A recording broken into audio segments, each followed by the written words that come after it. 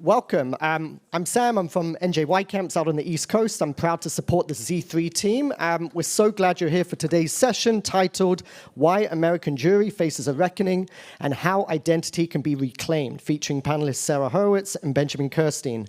Sarah Horowitz, who we all just heard as our keynote, is an author of 2 books, former White House speechwriter for President Obama, First Lady Michelle Obama, and Hillary Clinton during her presidential campaign. Benjamin Kirstein is an Israeli-American writer and journalist. Born in Boston, he moved to Israel in 2002, has written and edited for numerous publications, and is currently a featured columnist at jns.org. Our 2 panelists will be discussing identity, belonging, and renewal in American Jewish life, and will be moderated by Dr. David Hazony, Director and Steinhardt Senior Fellow of the Z3 Institute. Before we begin, I want to remind us all of what makes these conversations distinctly Z3. Our work is grounded in 3 core principles. 1, unity, not uniformity. We aim to honor our differences while working for the oneness of the Jewish people. 2, engaging as equal partners. We bring together Israelis and diaspora Jews to build our common future. And 3, diversity of voices. We convene Zionists of differing backgrounds and perspectives across political and religious lines. You may hear ideas that challenge your own, and that's by design. These sessions aren't about agreement, but about encounter, listening deeply, engaging respectfully, and widening our shared understanding. We will have some index cards over in the corner here. Should you have questions that you want to submit during the panel, which we'll have time for during the Q&A at the end. But with that, please join me in welcoming our panelists and our moderator.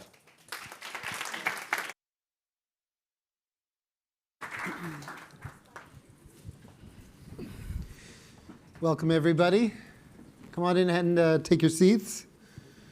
And thank you very much, Sam, and thanks to everyone who put this amazing, amazing conference together. Are we excited? Are we in a good mood? Because it's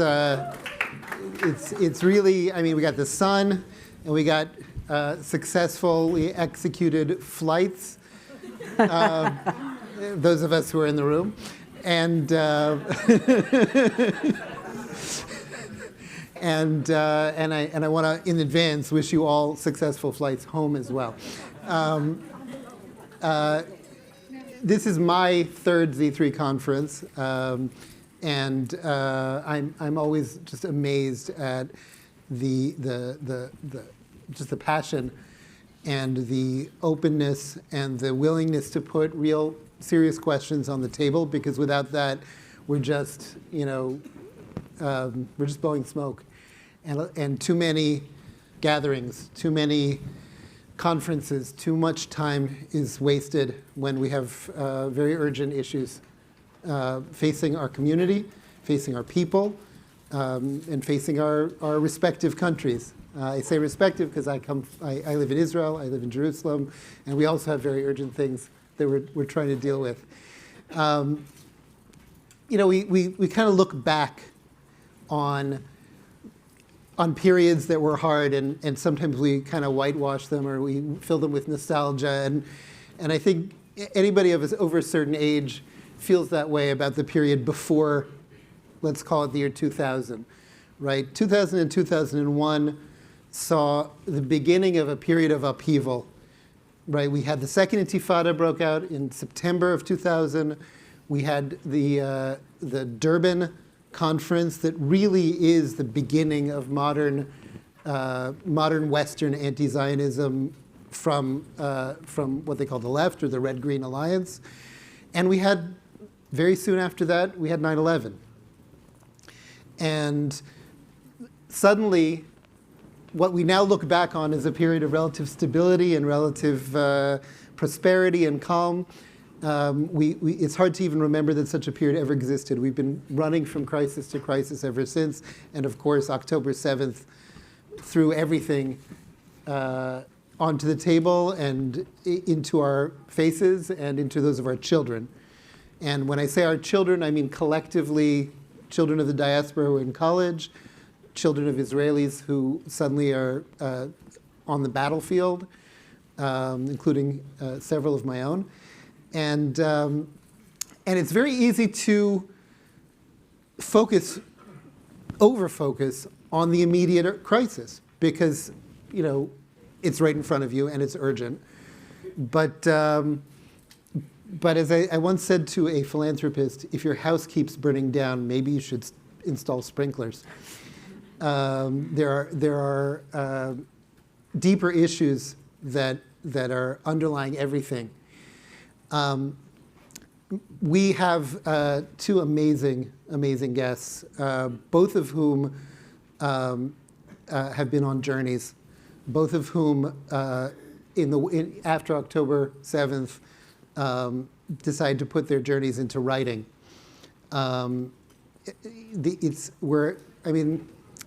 the Z3 Institute, just so you know, the Z3 Institute, which is part of the Z3 project, is dedicated to asking, to taking this moment that we're in of shaken assumptions, this moment of deep unsurety about the future of Jewish life, both in Israel and in the diaspora, and identifying people who have something really interesting and new to say, because we're in a time where new things are most desperately needed, new things to be said, and who can put those into the form of writing. So that's why we've started publishing a series of books. Last year, we launched Young Zionist Voices. This was in the wake of my personal sense. Hello? My personal sense after October 7th that so much of the Jewish community felt paralyzed, felt that if we're going to do anything, it's going to be helping Israel, which is wonderful, but a certain sense that there wasn't really a full, and this is in the immediate months afterwards, a full understanding of what was happening in America and in the diaspora more broadly, and that the only people who were really taking up the fight, we're talking about late, November, December, January 2023, 24, that the only people we could see actually taking up the fight inside America to protect Jewish life were young people on campuses, in organizations, and that it would be really amazing and important to bring those young people together into a single volume and to kind of show their generation and show older generations that there is a movement, that there is something coherent. I don't want to say organized because it wasn't organized, but it was coherent in its thought, and that there was a place to draw inspiration from. Last year we published, in January we published The Case for Dual Loyalty by Rabbi Nolan Leibovitz, who is here today at the conference. I think he has another session now. He's really an amazing congregational leader at Valley Beth Shalom in LA. And just 2-3 weeks ago, we published Benjamin Kirstein's Self-Defense, A Jewish Manifesto, which we will talk about. Sarah Hurwitz, as I'm sure most or all of you know, also published a book recently called As a Jew. I'll say now, and I'll repeat at the end, both of these books, actually all three of these books, are on sale out in the middle of the Midrachov. And immediately after this session, both Benjamin and Sarah will be walking straight over there and can sign books too, if you purchase them. So having said all of that, I want to ask each of you, the two of you are very different, have very different theses to present, and yet there's a lot in common between the two of you. There's, first of all, a certain Boston affiliation. That's actually all three of us. But also a sense that both of you, at a certain point, hit a certain moment of crisis that made you say, hold on a second. I need to go back and take a new look, not just at the nature of anti-Semitism, which is something extremely important to study, and we really do believe that it merits a tremendous amount of energy, but the nature of ourselves, the nature of our Jewish lives, the nature of our core principles or guiding lights as to what makes us Jewish, and maybe also some of what's been missing in the way we were raised, that probably now is as good a time as any to think about how we can kind of reinvent it. So you're both on similar journeys. I would ask each of you maybe to briefly kind of take the audience through that journey, starting with you, Sarah. Yeah, so thank you all for coming to this breakout session. I grew up maybe like some of you, where Judaism for me was 2 boring holidays and in the synagogue, and then 1 like medium boring holiday, a Seder, and 1 cool holiday, Hanukkah. And it was 2 texts, like prayer book in hand, Hebrew scrolls, something, something up front in the something, something, and a bunch of universalistic values. Don't lie, cheat, steal, kill, la la. Not very compelling, walked away from it. There's a history to why this is, which I discovered writing my second book. But I came back to it in my mid-30s through a series of circumstances that led me to an Intro to Judaism class, and I was really blown away by what I found. 4,000 years of wisdom about the human experience that I did not see in those dull, incomprehensible High Holy Day services. And so I studied the tradition, wrote my first book, and I will say, I actually started my second book over a year before October 7th. October 7th was not what prompted this book. What prompted it was a few things. I think number 1 is I trained to be a volunteer hospital chaplain. And even the word chaplain, it's like kind of a Christian word, right? Like, I'm still Jewish, but wow, I'm a chaplain now. We talked a lot about our ministry, our theology. We talked about how prayer is, God, please heal my friend Benjamin right here. He can hear me praying out loud for him, making it up from my heart. Beautiful. Please, if you want to pray like that, no one's going to stop you. But that's not actually how Jews pray. But I was told you will pray like that for all patients. That is prayer.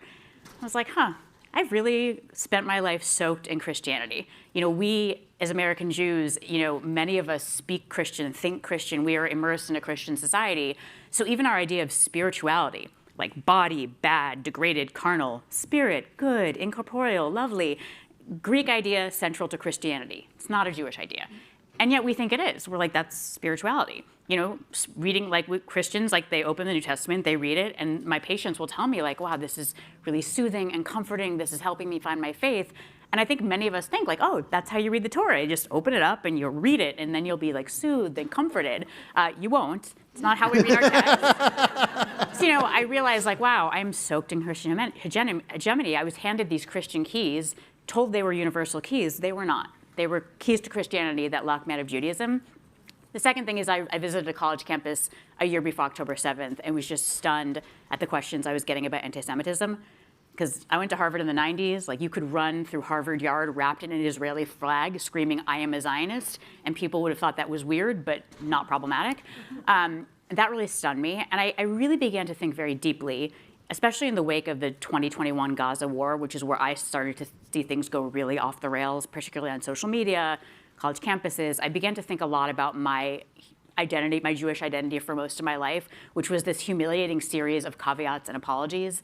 I'm just a cultural Jew, I'm just a cultural Jew, which like, if you are an actual cultural Jew, if you connect to Judaism through history, language, thought, literature, like that's a great way to be Jewish. But I was like, I meant I like bagels, right? I had this contentless Jewish identity, and I began to wonder, why was that? And my second book is really an answer to that question.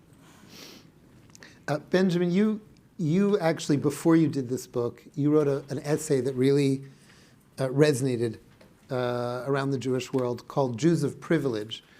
And that's where you actually tell your story. If you could kind of go into that and how you then reached the need to write this book. Well, I'll try and keep it as concise as possible because it's a vast epic of 20 years. But essentially, I grew up first in Brighton and then in Brookline, which are suburbs of Boston. And very much in Brookline, very much in an upper middle class Jewish milieu. And my family was not upper middle class. We were very much lower middle class and never really had any money. Small family business that was always on the precarious edge of collapse. And I think that gave me, the result of that was that I wasn't living in the Jewish bubble. And I really didn't know very many Jews. I went to public school. There weren't that many Jews there. They were all going to Jewish schools or to private schools. And for a very long time, I was totally alienated from Judaism. I just didn't want anything to do with it. And it was really, now I say it somewhat ashamed, but it was on the verge of self-hatred. Like, I just wanted to be rid of this thing, And then the Second Intifada happened in October 2000. which to my mind was the first tremor of the enormous earthquake that we're facing now. And I was very left-wing, I was very progressive, all of my friends were as well, and they started to say some rather interesting things. And it dawned on me that I had a red line. Like what? What kind of interesting things? Interesting things like just between us. Interesting things like they're exactly the things they're saying now. You know, genocide, imperialism, apartheid, stealing land. You know, go back to Poland, which of course means what we know it means because we know where Auschwitz was, and those kinds of things. And what I realized is that I had a red line, and that red line was I was not okay with killing Jews. That was one thing I was not, that was a place I was not prepared to go. And I realized that a lot of these wonderful, compassionate, empathetic, progressive people were perfectly fine with killing Jews and actually rather enjoyed the spectacle of killing Jews, even though they would never admit as much. And that began a journey that took me to Israel for university study and then living there. Then I met you. You gave me a career in writing. And I ended up where I am now. And I think because of that experience, two things came home to me. One is that the Jewish community refuses to acknowledge the fact that it has a class system. And of course it does. All communities do. And the implications of this are enormous and need to be dealt with, especially in regards to Israel and Zionism. But the second... What are those implications? The implications are that the unprivileged Jews need Zionism. They need a sense of self, a sense of identity, a sense of solidarity, because they haven't got anything else, or they have very little besides that. And they also need to know that there's a place they can go if things get really bad. Whereas I think upper middle class Jews, who do have a lot, you know, don't feel the same urgency, don't feel the same need, and they find the idea that they might have to go to Israel someday slightly laughable. And sometimes they'll give money and, you know, they'll advocate and things like that, but it's not an existential issue for them.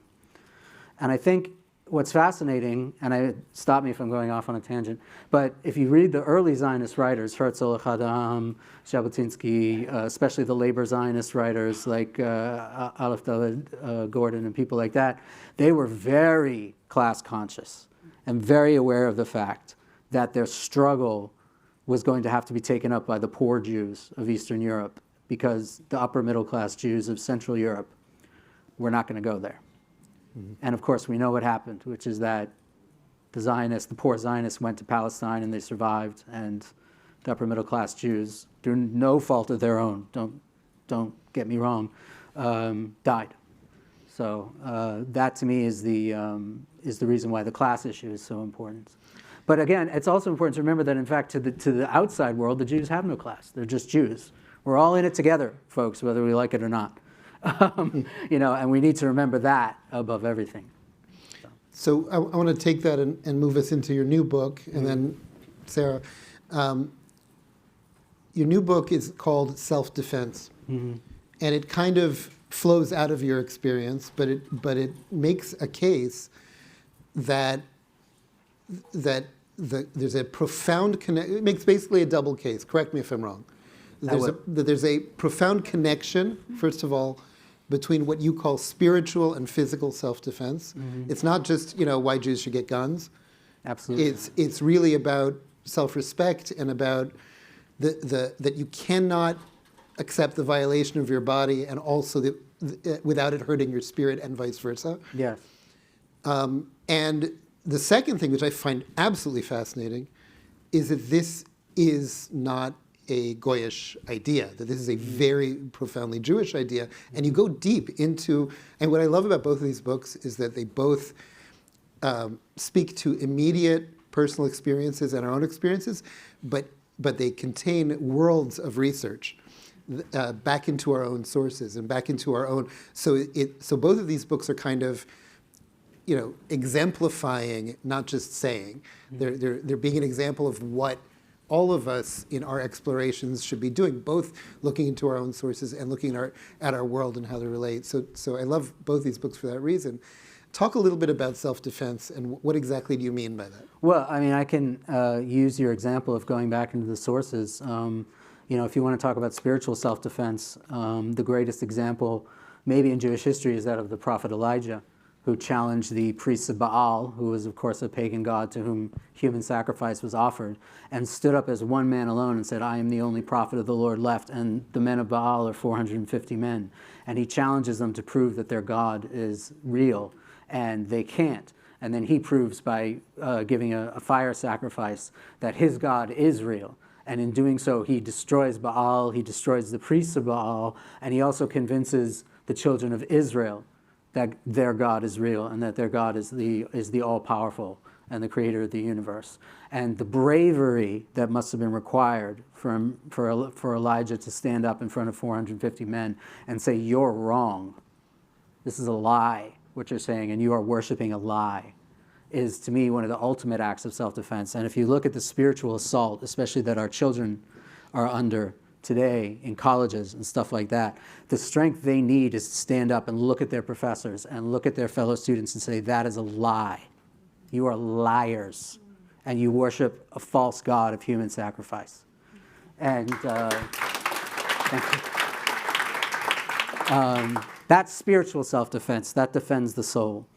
However, in Jewish history, physical self-defense has always been necessary. If you've read the Bible, you know all about it. Moses, David, Solomon, the Maccabees, they all rose up with swords in their hands to defend their people. They all understood that necessity. King David was a poet. He was an artist. He was a man of great emotional passions, and at the same time, he would go out and he would kill however many thousand Philistines he needed and do terrible things to them that I won't mention right now. But, but he did it to protect his people, and that legacy has survived all the way up through the fighters of the Warsaw Ghetto to the modern-day IDF, who venture into hell every day in order to defend the Jewish people. And those two must go together. And it reminds me, if you'll indulge me for one sec, Benny Peled, who was the former head of the Israeli Air Force, gave a television interview that you can see on YouTube in the 1970s, and he was talking about the campaign against Israel that by then was already underway. And he said, our enemies had to examine what made us strong. And they discovered what we have been saying, b'peh maleh, at full voice, which is that our strength is our spirit. V'yichlitu litkof et zeh. They decided to attack that, the Jewish people's strongest weapon. And that is what we need to defend. And we need to defend it by force, if necessary. Sarah, you hear all of this, and also you wrote with tremendous passion about your own journey back into and sort of embrace and strength of spirit. What would you say would be your kind of core, calling out to Jews in the diaspora as to what they need to do to rise to this moment? Where are the sources of the spirit to be found for a Jewish community? And I would even take it one step further, which is not just sources of the individual spirit, but kind of shared purpose that brings us together and lets us collectively confront it. Yeah. I mean, the thesis of my book is that American Jewish identity has been very much colonized by 2,000 years of anti-Judaism and by 200 years of Jews in a very understandable attempt to escape that persecution, essentially erasing ourselves. I'm again, American Jews have mainly roots in Europe, so obviously many Jews do not. They have roots in Asia and Africa, but the majority of American Jews, we descend from people who, in the 1800s, as the emancipation happens, as Jews are getting citizenship in their countries, we made a decision back in the early 1800s to reimagine Judaism as a Protestant-style religion.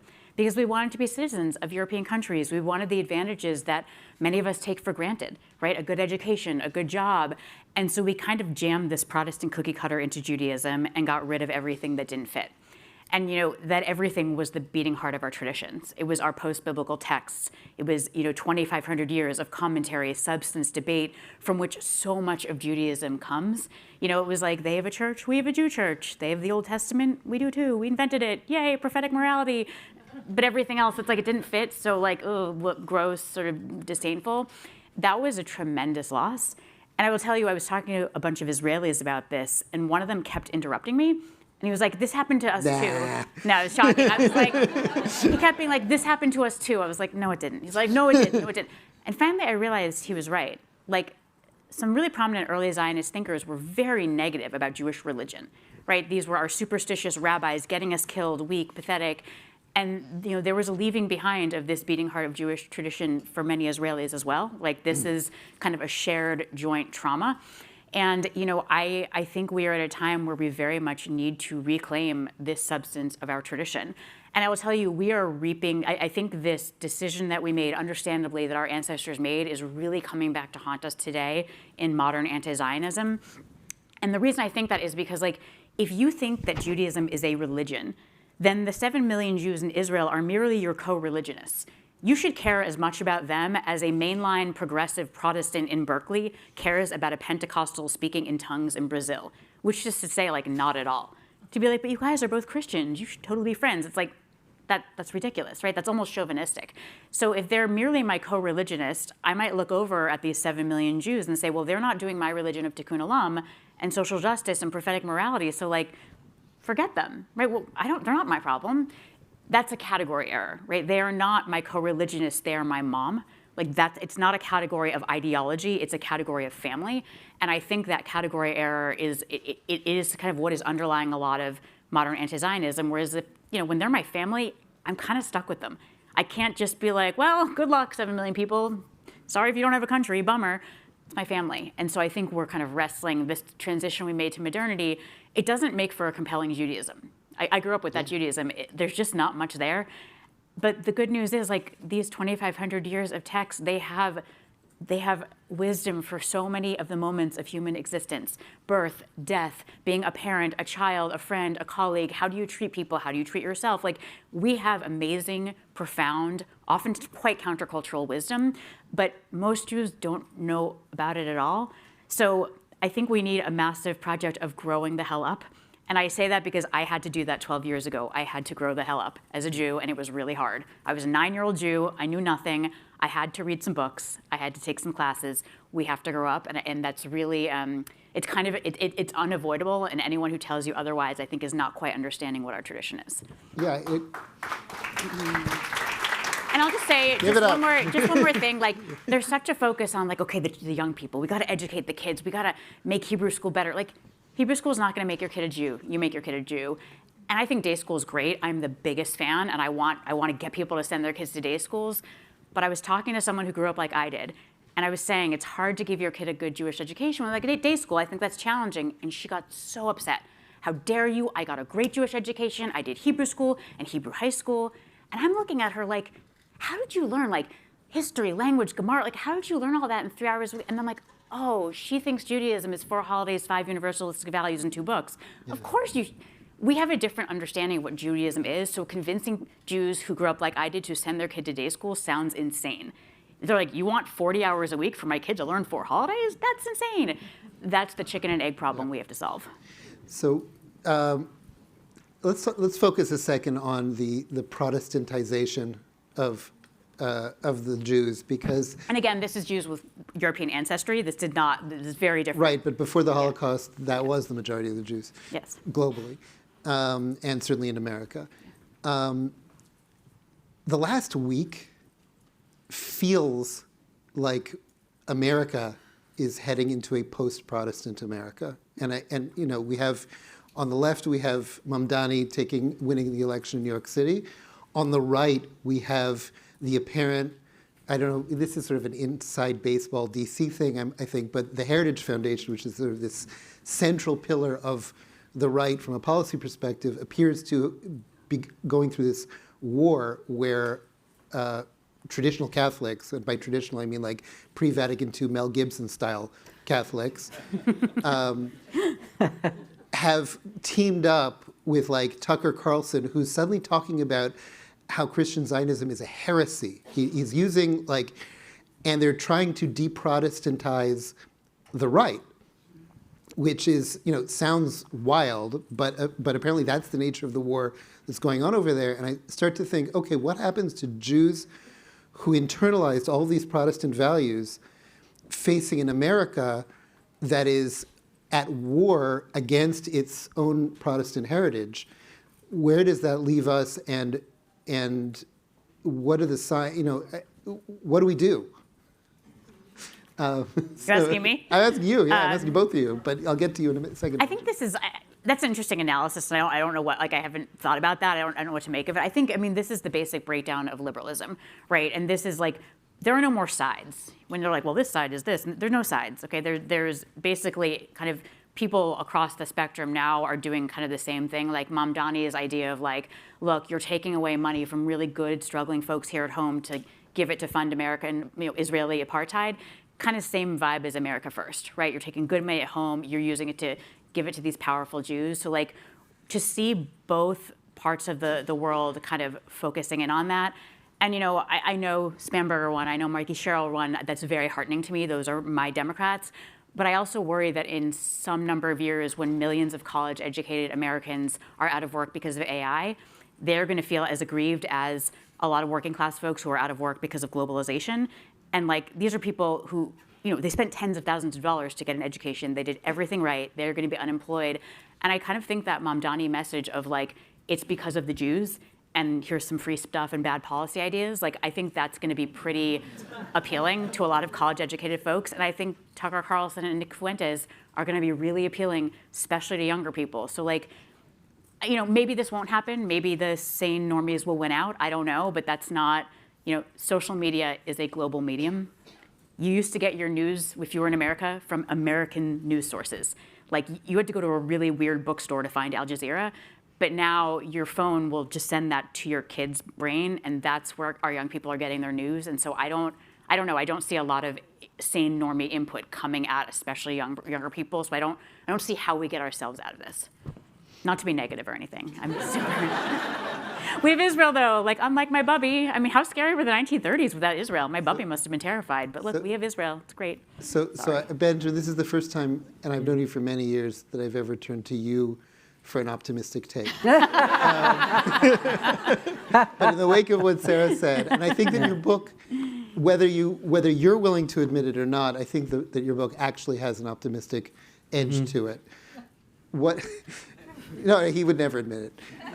But how do you see self-defense, as you describe it, physical, spiritual, as kind of a path to rebuilding a Jewish community that, as Sarah correctly points out, has for generations been systemically de-prepared for what they're facing today?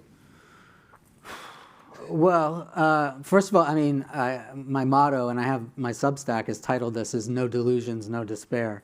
So I think that's, first of all, number one. Which is a quote from? It's a mangling of a quote by David Ben-Gurion. Okay. It's a condensed and better version of what he said. But I think that if you forego any illusions that you have, then there is a reason for optimism, because then you can face the world as it is. And I regret to say that one of the problems is that a great many Jews in the United States still have not foregone their illusions. That it's true of fewer and fewer of them, but still too many, including some very large organizations whose names I will not mention. But I do think that if there is reason for optimism, strangely enough, you can look, for example, at the black struggle in the United States, struggle of black people for equality. It's difficult to imagine a group of Americans who were more thoroughly beaten down than black Americans for the better part of 4 centuries. And how did they get out of that to the extent that they have? And they have to a great extent. They got out of it by making trouble, ultimately. They made a lot of trouble, and they made it clear that at a certain point the United States could not continue to function as normal if they didn't get their rights. And it's quite remarkable that when they really start making trouble with the civil rights struggle in the 1950s, things start to change very, very fast. That is still very much within living memory. And then you have a black president 50 years later, more or less. So I think if American Jews defend themselves, and one of the ways they have to defend themselves is by making trouble, make what John Lewis, the great civil rights leaders, called good trouble. said, go out there, make good trouble, and redeem the soul of America. And I think if American Jews defend themselves, if American Jews make trouble, there is no question that they can win. The trick is going to be persuading them to make trouble, because one of the watchwords of American Jewry for 2-3 centuries has been, don't make trouble. We'll be good Americans. If we're good Americans, they'll leave us alone. Well, they're not going to leave you alone anymore. They're just not. It's very, very clear. But I do think that making trouble will change things. Big words. Sarah, do you want to try again with the optimism? I can go pessimist if you want. No. Okay. I mean, look, I have to say, I do think Jews are awake now. I think in the 80s and 90s, you really could get away with that contentless, empty void, Seinfeld and Bagel's Jewish identity. And now I think that Jews are kind of choosing. And so look, did 30% of Jews vote for Mamdani? They did, right? That they've kind of made a choice. And some of them, it was sort of like, that's a complicated crowd. I don't know how many of them were like, yes, love the anti-Zionism.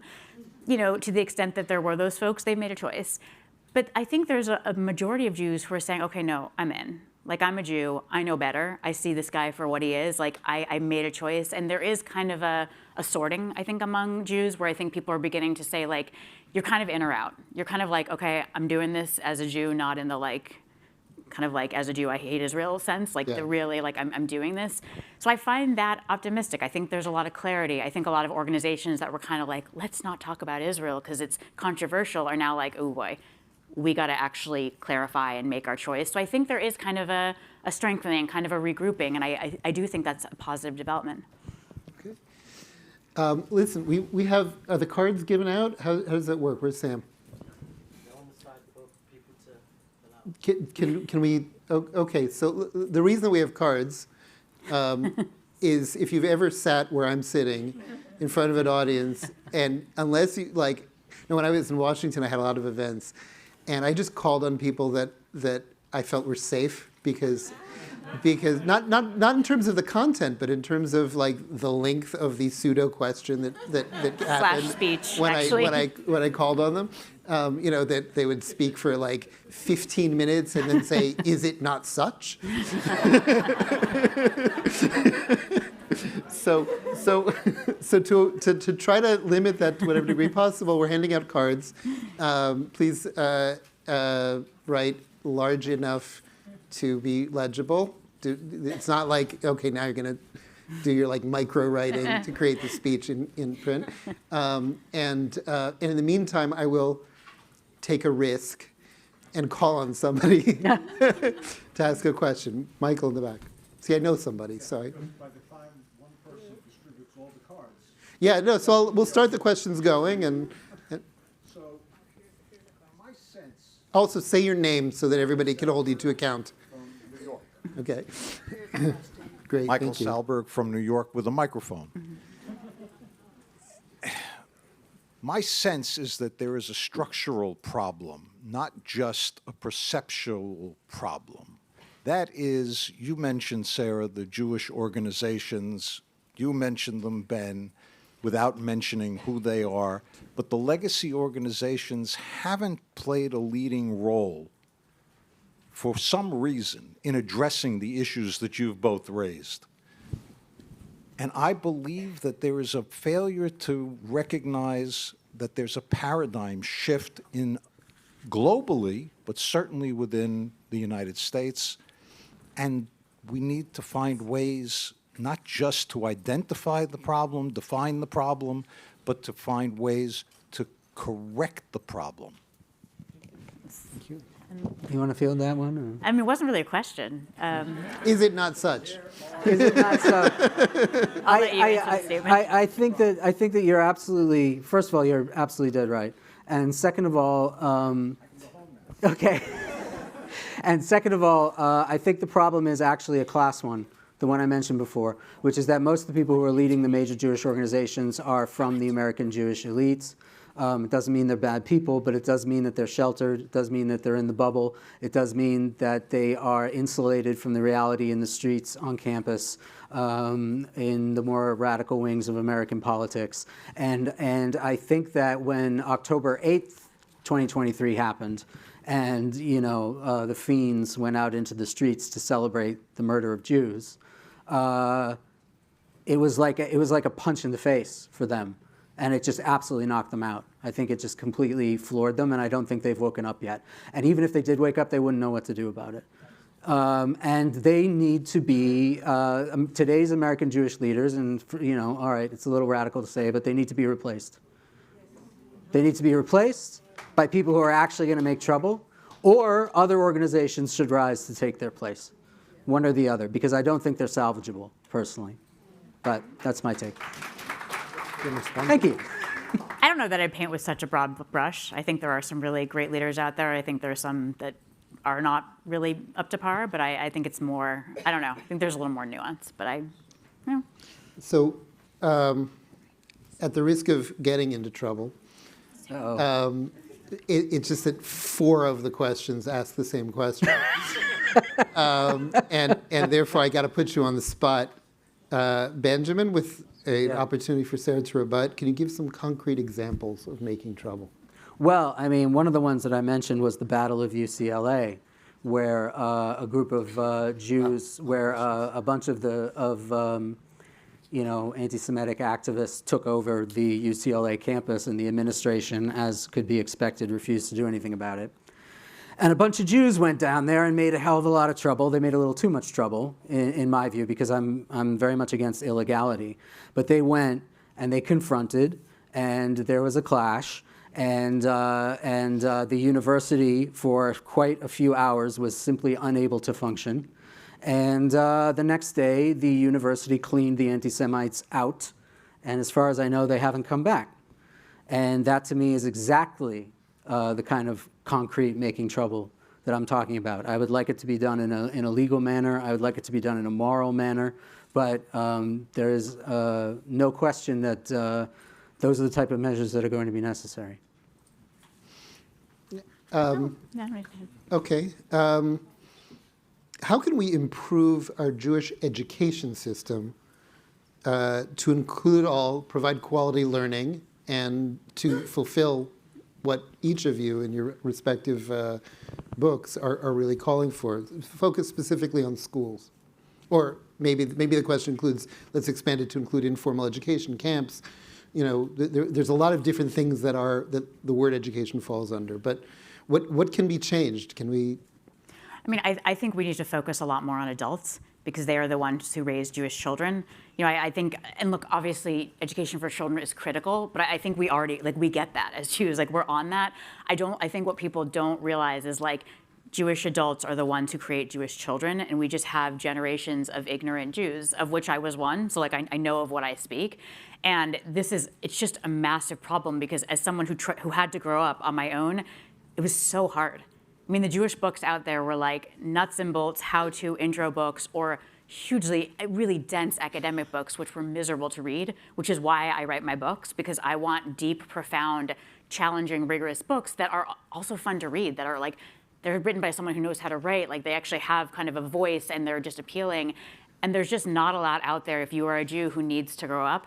I think it's wonderful that we have PJ Library. That's so great, and it makes sure that the whole household is at age 10. Now I want PJ Library for adults, right? We need to make adult households become adult age. That's really what we need. And by the way, it's not just books, right? People learn in different ways. They listen to podcasts, they listen to lectures. Some people need to travel to a community and immerse and learn. Some people need to do hands-on activities. I don't care how you learn. I want many different modalities of learning. So I'm a writer, I'm gonna offer books, but I think there are other educators, real educators, who can offer lectures, experiences. We just need more. We need to flood the zone with this stuff and get it out there and make it as appealing and exciting and accessible as possible, because I really think that's where we're falling down. I don't know about the children's space. I feel like a lot of people are on that, but the adult space is what worries me. Okay. Do you want to? It's really not my field of expertise, but I will say one thing. Send your kids to study in Israel. Either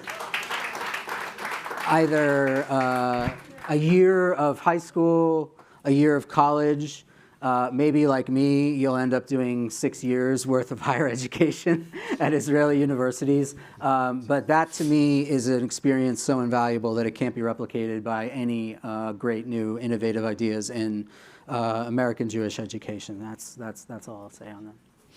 Okay, this is that actually raises directly to one of the questions. By the way, there's like 18,000 questions you guys are asking, and it's not just that we don't have time to read them all out. I don't have time to read them. I'm trying. I really am to get through them all while you guys are speaking. But I like this one in particular because I think it opens up a really interesting. Are we really having a conversation about reclaiming Jewish identity in a convention titled Zionism 3 without talking about Israel? I mean, Israel's part of Jewish identity. It's so obvious to me. I didn't need to state, like, also, this includes Israel. Like, that's so obvious to me. I'm sorry if I didn't state that. This includes Israel, obviously. Yeah, but maybe expand it a little because it is... I mean, when I'm talking about education, I'm talking about you need to know Jewish history and the history of Israel and Zionism. That's, like, it wouldn't even occur to me that wouldn't be central to education. I guess maybe I need to state that clearly. But, like, to me, Zionism and Israel is so baked into Jewish tradition that to say that you have to mention them as if they are separate things makes no sense to me. So I guess I feel like the whole time I've been talking about Zionism and Israel. But I think it's really interesting. Was that not clear to people? Sorry if that wasn't clear to people. I guess I just assumed that at a conference on Z3 people would think that way, but they're so intertwined. I don't know how you would But I actually them. think it's really a question because the fact that we didn't feel even a need to. Right. And this connects to. I mean, at a different conference, I probably would have said it. I just figured at Z3 we're all bringing on the same level that of course this is you can't disentangle them. But so I'm going to actually, I don't know if pushing back is the right word. I'm going to add another piece to that, and it goes back to something Benjamin said. It goes back to one of the other books that we're publishing, which is by Einat Wilf called "Teaching Zionism," coming out next year. So Einat wrote an amazing essay in Jewish Priorities that I edited called "Zionism as Therapy," and she gave a course at Georgetown in 2021 on early Zionist thought, in which she discovered, much to her amazement, that the students were responding in a very personal way to, like, Nachman Sirkin and like, Sirkin's the man. What are you talking like about? all of these classic Zionist thinkers. They start going through them, and because it turned out that Zionism didn't begin as a political program. It began as a cultural critique of exile, of what centuries and centuries of exile had done to the Jews. And they're talking about a lot of the same things that Sarah's talking about in terms of the internalization of Protestant and the lack of pride and backbone and knowledge and acceptance of alien categories and to redefining ourselves. And so I actually think that we can talk about Zionism separate from and in previous, the primordial Zionism, as first of all taking a look at ourselves, taking a look at the question of what are we Jewishly, historically, a nation that sprung out of warriors and kings and prophets and priests and who find ourselves in a situation thousands of years later where the anti-Semites are up again. Okay, so we have Israel, and we didn't, but the dynamics feel so similar to what Zionism was coming to critique, and for them back then, yes, the only way to reinvent being Jewish, or the best way, easiest way, was to relocate to a Jewish homeland. Today I think that Israel exists, it's thriving, but there's a lot that can be learned, and this is something that I discovered when I was editing Young Zionist Voices, because I grew up. I was in any Young Judeans here? Yes. Okay.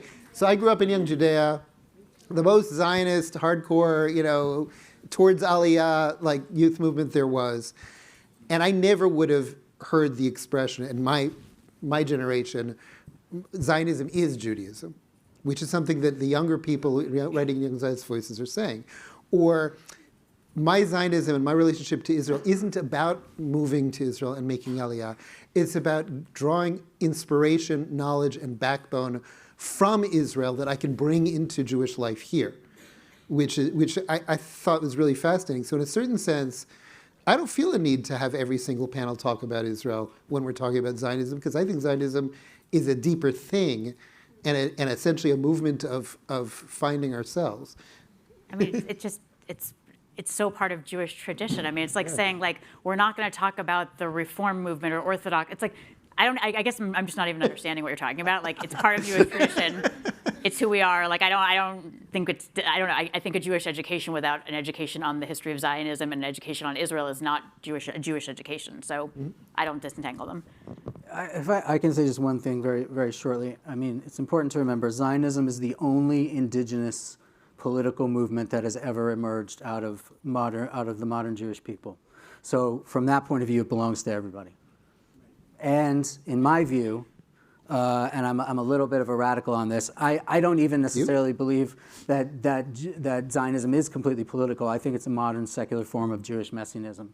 And as such... In a good way. In a good way. It could not, very much a good way. And as such, it could not be embedded deeper in the roots of Judaism itself. And therefore, to attempt to separate it in any way from a Jewish education is to impoverish Jewish education itself. Okay, what time is it? Hold on. Oh, we have a little bit of time still. Hang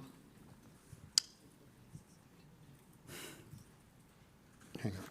Sorry, I was just so interested in this conversation. I didn't have a chance to read. Take your time, David. No, listen, I really appreciate all these questions. It's really cool. It's really exciting. We could tell some jokes if you want. Listen, so here's one. In 1963, when I applied to college, I was told that the Eastern colleges would only take 1 or 2 Jews. Yale was 1 Jew. Why are we surprised now with anti-Jewish feelings now in these colleges? Now, I want to expand that a little bit. There's an amazing book called The Chosen, not Chaim Potok's The Chosen, a different Chosen. Okay, Chaim Potok's The Chosen is this fat. The one I'm talking about is like this fat. Okay, it's a history of the acceptance process of Harvard, Yale, and Princeton, focusing very much on the issue of Jews and on how basically the whole 20th century concept of the well-rounded student was essentially invented because all these Jews came in the end of the 19th, early 20th century. And if you were accepting just on merit, then you'd be flooded with Jews. So you had to add sailing and fencing and all these whatever Jews don't do, that's going to be the well-rounded vision, okay? And then there's an amazing podcast also on this subject called Gatecrashers, which was a tablet podcast that also covered this area. So all this is a way of saying, we think of the civil rights movement as organized Jewry going to bat for African Americans, when in fact it was also, the first time that institutionalized anti-Semitism became illegal. It was really, and it created this Jewish world where the assumption that we're equal players, it's a new assumption. We've taken it for granted very much so. Is this just kind of falling back on old American habits? No. I mean, I visited 28 college campuses. It was one of the most radicalizing, horrifying experiences I've ever had. There is no one who is more critical of anti-Semitism on college campuses than I am. But I actually think the declining admission of Jews has to do with, it's actually not to try to get rid of Jews. It's actually to try to admit fewer white people and more people of color. It's trying to get more geographic diversity. It's trying to get more economic diversity. Jews are overwhelmingly white. We tend to be wealthier, and we tend to be concentrated in certain geographic areas. So I think that, I actually think that that is what you're seeing. I actually don't think there is a big nefarious plot in admissions officers to be like, we're getting rid of the Jews. That's what we're doing. I mean, are there probably people who think that? Probably, given what I've seen on campus. But I actually think that we are just kind of a side effect of modern trends in college admissions, which you can like them or not like them. I just don't think they're aimed specifically at Jews, but they have absolutely had an effect of dramatically reducing Jews on certain campuses. But I've been really happy to see Jews not only being reduced by the colleges, but using their own feet to say, I'm not going to pay $80,000 a year to be abused. I'm going to go to Vanderbilt. I'm going to go to Emory and Tulane and Bama and just go somewhere where I can pay and not be abused. So, I think that the majority Jewish populations choosing to go to places that don't hate Jews, I don't necessarily think that's the worst thing in the world. As three New Englanders, I know, right? That's you have to understand the heresy. level of heresy radical. we have reached. It's radical. Okay, Radical. we're like, Oh yeah, no, it is. Ouch. I would not want to go to Harvard today if I were a kid who really cared about being a Jew. I wouldn't. I hate to say it. I love the Hillel director there. I think he's wonderful, but it's not a school I would want to go to today. And you went to BU. Briefly. That was when I decided to go to college Sorry, in Boston Israel. University. I'm sorry. Well, what happened was my professor, the day after 9/11, went to the blackboard and wrote out Israel in giant capital letters and said, "The cause." Wow. And oh yes, I assure you. And that was the moment when I said, okay, I want to hit that man. And I'm not going to spend the next 4 years of my life wanting to hit my professors, because this is clearly normal in this place. Wow. And I was like, that's it. I'm going to Israel and I'm going to study there. And you went to Ben Gurion University. I went to Ben Gurion University, the greatest university in Israel. Please give them money. They're great. They're marvelous. And then to Tel Aviv University. Yeah. Okay, so Sarah, Sure. in As a Jew, you talk about Purim versus. By the way, I love this distinction you make. Purim anti-Semitism This versus is Dara Hanukkah. Horan's idea. Yeah. Hanukkah anti-Semitism. It sounds kind of Dara horny. It is Dara Horan. I should read the question. We want to murder Jews versus you can be Jews, but you have to essentially give up all of your identifying features. Right. You convert. You convert. How are we seeing this play out today in Zionism versus anti-Zionism? And this is, I assume, a related question, but also other people asked it. How can we not lose anti-Zionist Jews and educate them instead? Or is that possible? So I think the way this is playing out today, the idea the Purim anti-Semitism is Jews are bad, we kill them. It's the Holocaust, it's pogroms. Hanukkah anti-Semitism is Jews are bad, but if they convert, then maybe we won't kill them. So back in the day, Inquisition. Yeah, Inquisition. Convert to Christianity, we won't burn you at the stake. My parents' generation, convert to being a WASP, change your nose, your last name, don't be so Jewy, maybe you can join the country club. The way this works today is convert to anti-Zionism. And I will tell you, it is it's actually harrowing to hear these conversion narratives from Jewish students on campus who will be like, growing up, my rabbi told me Israel was amazing and so did my parents. And then I got to campus and I learned that it was this racist, genocidal state. And I had an epiphany. I saw the light and I took anti-colonialism, anti-racism into my heart and I'm saved. It's the same. It's like, oh my God, they get no new material. It's the same Born stuff. again. Yeah, they're born again and their classmates are like, now you're saved, you're an acceptable Jew. So what do we do about this? I mean, this might be I think we need to really take a good look at Holocaust education.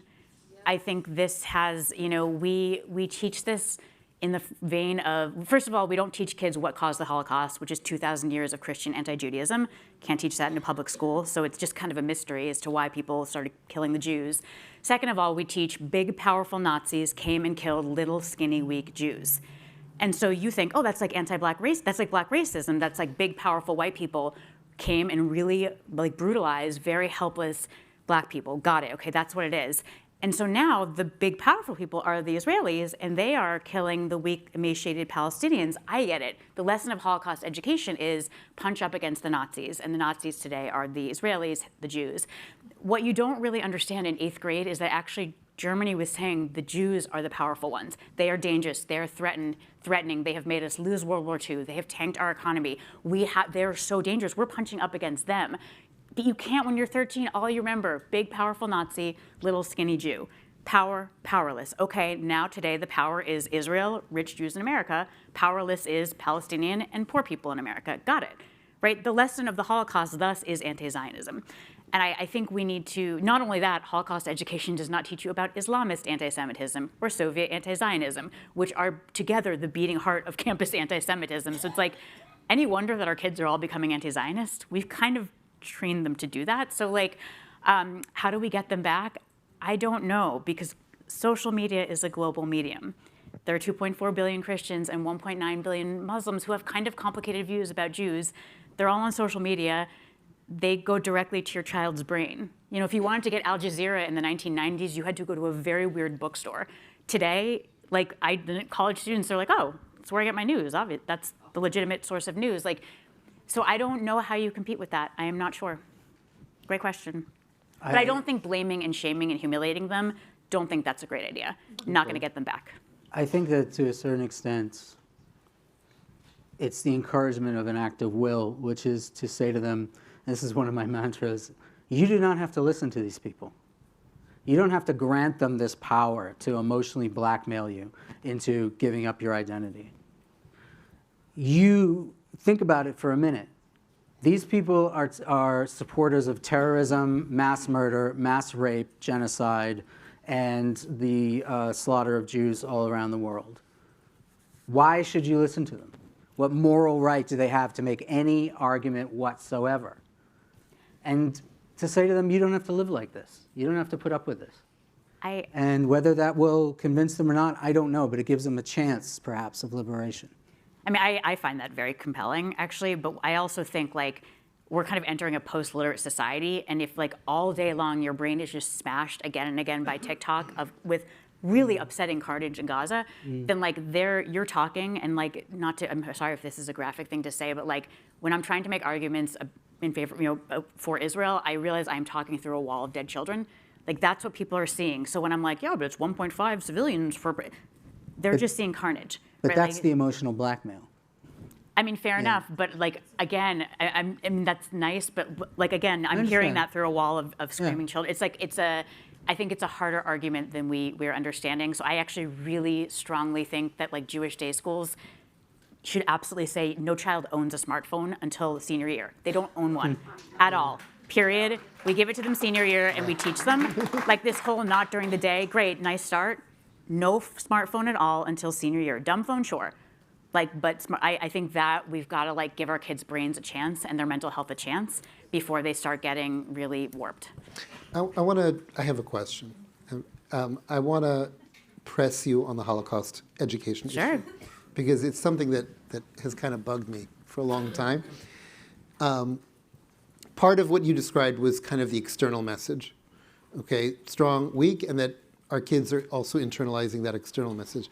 I think there's also an internal message, because when you say the core of education for being a Jew is studying the Holocaust and learning about Israel, then basically there's a message that's been subtly going out for a generation that to be a Jew is to be slaughtered. Oh, I totally agree. I agree with that completely. And so I'm wondering, like, to what extent have we inadvertently created this sense of we're supposed to be the victims. As soon as we're not the victims, we're doing something wrong. Totally. This is, I mean, Dara Horan, one of my best friends in the world, whose book, People Love Dead Jews, if you haven't read it, you must. She's starting an organization called the Tell Foundation, where her theory is, like, stop teaching people that Jews are meant to be slaughtered. She wants to teach in schools about Jewish civilization, Jewish contributions to Western society, and I think that is so exciting. So I agree with you 100%. I think that's another reason. I mean, it just adds to the list of reasons. Again, what we're trying to do is get ourselves into the oppressed category so that we'll be on the right side, and that Holocaust education feels like a way to do it. And it was probably for some number of decades. It was actually a good bet 20, 30 years ago. I'm just not sure it is anymore. Benjamin, do you have any final comments? Well, the problem of Holocaust education and is that, and I know this from my own experience with the little Jewish education I had growing up, Sunday school at a Reform temple, was it tends to overwhelm everything else. Yeah. And it leads to what the great Jewish historian Salo Baron, himself a victim of the Holocaust, called Historia Bachianit, or lachrymose history, which is that you start to see Jewish history as nothing but a series of horrible events. And that's simply wrong. I don't think any people has ever forged a more creative, a more fecund, a more intellectually brilliant legacy under the worst of circumstances than the Jewish people. And I do not think we should give that up. purely in order to put ourselves in the oppressed category that so impresses those who will weep crocodile tears over dead Jews. So. Wow, a lot to think about. Listen, I first of all, I'm so grateful to you, Sarah, and to you, Benjamin, for coming, for writing your books.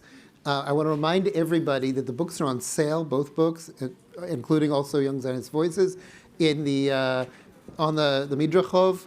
I'm going to walk Benjamin and Sarah over there for signing. And thank you so much. This is great. One more round of applause. All right.